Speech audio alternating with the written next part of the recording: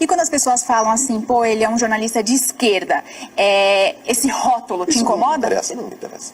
Eu sou de esquerda no sentido de que, em primeiro lugar, se eu tenho alguma filiação político-partidária, eu deveria ter tido e não tive, eu seria brisolista. Mas se eu tivesse alguma inclinação político-partidária, eu seria brisolista, mas eu não tenho. Agora, você dizer, eu sou de esquerda porque eu sou a favor dos pobres. Então, se for eu sou a favor, por exemplo, direita é você achar que tem que ter menos imposto para o rico poder gastar como quiser. Esquerda é aquele que acha que tem que cobrar imposto para aplicar em programas sociais. E é isso que eu sou você acha? de esquerda, eu acho. Tem que ter um Estado forte para pegar o dinheiro dos ricos, distribuir a renda e aplicar em programas sociais. O Roberto Marinho co-governou o Brasil no governo Sarney? Co-governou não, ele governou o Brasil. E ele tinha consciência absoluta desse poder. Aí eu perguntei, mas ele não procurava dissimular, não se sentia encabulado? Não. Ele reagia a isso com a maior naturalidade. Era o que tinha que ser. Era assim porque era. Ele tinha a TV Globo, o Globo.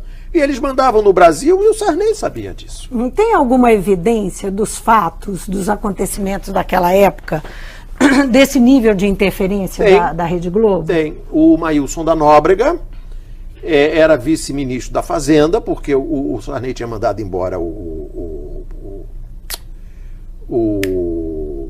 Bresser. O vice, o secretário-geral era o Maílson. O Ministério da Fazenda estava desgovernado, eu fui a Brasília correndo, era repórter do Jornal da Globo, editor de economia, entrevistei o Maílson para o Jornal da Globo. O Maílson se saiu muito bem.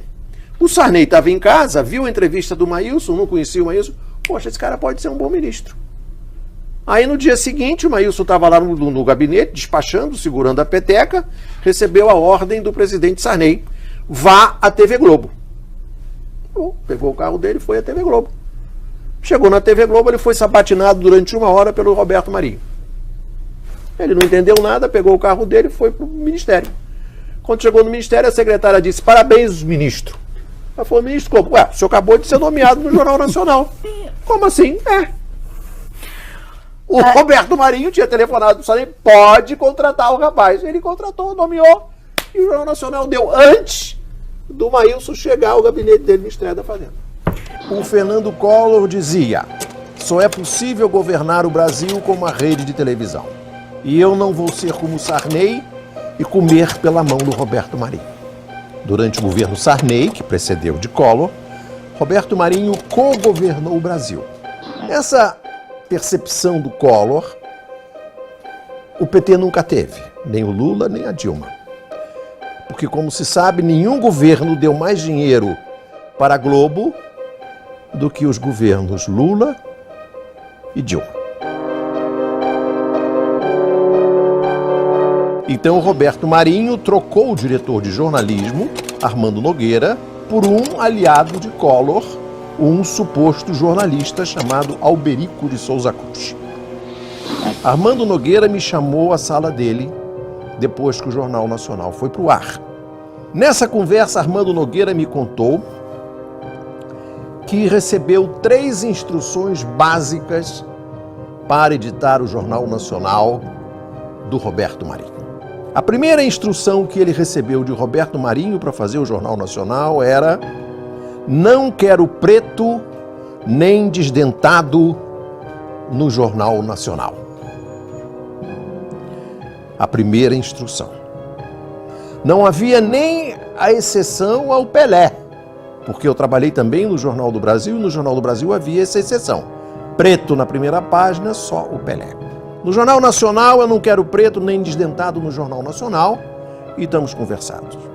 A terceira instrução era: se o Brizola se jogar debaixo de um trem para salvar uma criança, se a criança se salvar e ele, Brizola, morrer, mesmo assim você tem que me consultar para saber se pode ou não pode dar o Brizola no Jornal Nacional. Porém, a instrução mais importante que Roberto Marinho deu a Armando Nogueira para editar o Jornal Nacional foi: o Globo, ele não se referia a Globo, Rede Globo. Para ele, a Globo era uma extensão do poder que ele tinha já desde o jornal O Globo. Então ele dizia assim ao Armando Nogueira: Armando, o Globo é o que é, mais pelo que não deu do que pelo que deu. Essa é a súmula genial de um empresário que tem a plena consciência de que é monopolista do setor de comunicação. No dia 31 de outubro de 2006, às 12h45 da tarde, eu recebo um telefonema do presidente Lula. E ele diz assim: parabéns! Você desvendou a maracutaia. Vingança. Você e o Mino prestaram um serviço extraordinário. Por telefone eu não posso falar. Mas o João Santana vai dar um jeito da gente se comunicar, porque eu quero conversar com você para falar da democratização da imprensa. Eu estou esperando esse telefonema do presidente Lula até hoje, Vivian. Por que o Lula não peitou os veículos? Ele achava que ia perder? Da forma como ele conseguiu se manter depois de todos os escândalos? Vivian, você entrevistou aqui o Brizola, não? Não teve oportunidade? Aqui não. O Brizola, em 2 vezes que ele foi candidato à presidência da República, ele sempre dizia: quando eu sentar naquela cadeira na primeira hora do primeiro dia, a primeira coisa que eu farei será questionar aquele monopólio. Você lembra disso? Ele tinha uma briga pessoal, né? Ele falava questionar. Desde 82 virou pessoal. Ele botava um trema que não existia. Questionar aquele monopólio. A primeira coisa que o presidente Lula fez quando foi eleito em 2002 foi sentar na cadeira da Fátima Bernardi do Jornal Nacional, quando a Fátima ainda não vendia presunto.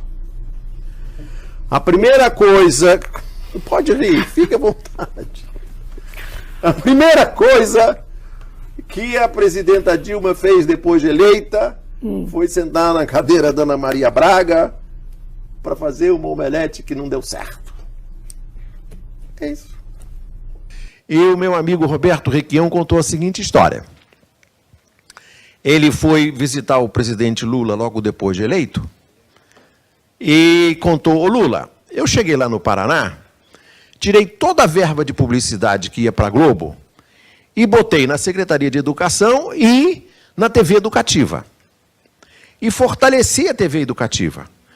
Botei profissionais, contratei gente, atualizei o equipamento, que ela estava toda destruída, fiz um acordo com o Chávez, entrei na Telesur, comecei a ter um acesso internacional no Paraguai, no Uruguai, na Argentina. E foi um trabalho muito bonito. E não dei dinheiro para a Globo. Aí o Lula se virou para o Requião: Requião, que ideia boa, vai ali na sala ao lado e conta isso por Disseu. Aí o Requião foi lá e contou tudo por Disseu. O Disseu ouviu. E falou: mas Requião, nós já temos uma televisão. Qual? A Globo. Eles achavam que tinha Globo, mas não.